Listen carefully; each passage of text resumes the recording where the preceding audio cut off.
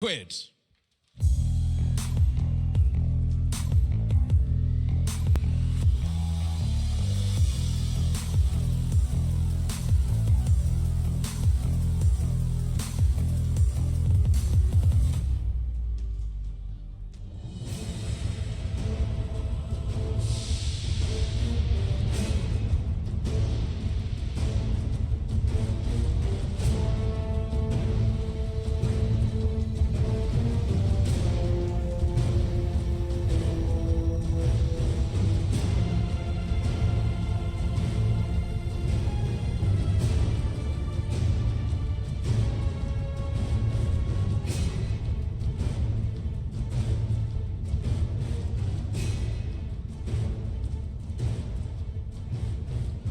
Kuroki there and his squad of absolute monsters, but however dangerous that team have been looking, Liquid, they need to play a team that just looks in great form over here in Poland. They look great all the way through the heats. They're into the semi-finals. So our second team to come out to play this first semi-final is Vici Gaming.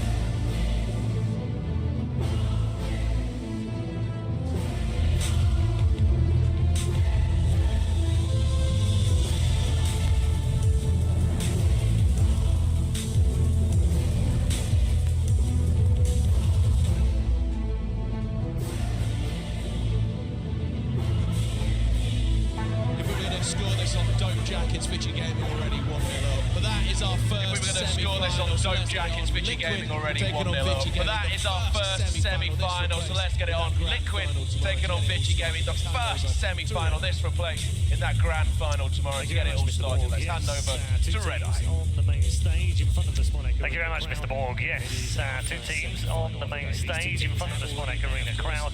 And it is our first semi-final of the day. These two teams have already met, of course, during the group stage. Vici Gaming already 1-0 up. That is our first semi-final. Let's get it on. Liquid taking on Vici Gaming, the first semi-final. This will play in that grand final tomorrow to get it all started. Let's hand over to Red Eye. Hard carry, a decent mid. Thank you very much, Mr. Borg. Yes, two teams on the main stage in front of the Smonek Arena crowd. I told you, I'm Samael. I demand resources. I should get the laptop. We don't really care. I was here Right, first. no, I see what you mean, yeah. You are invading you're playing on a my 3, so we don't really care.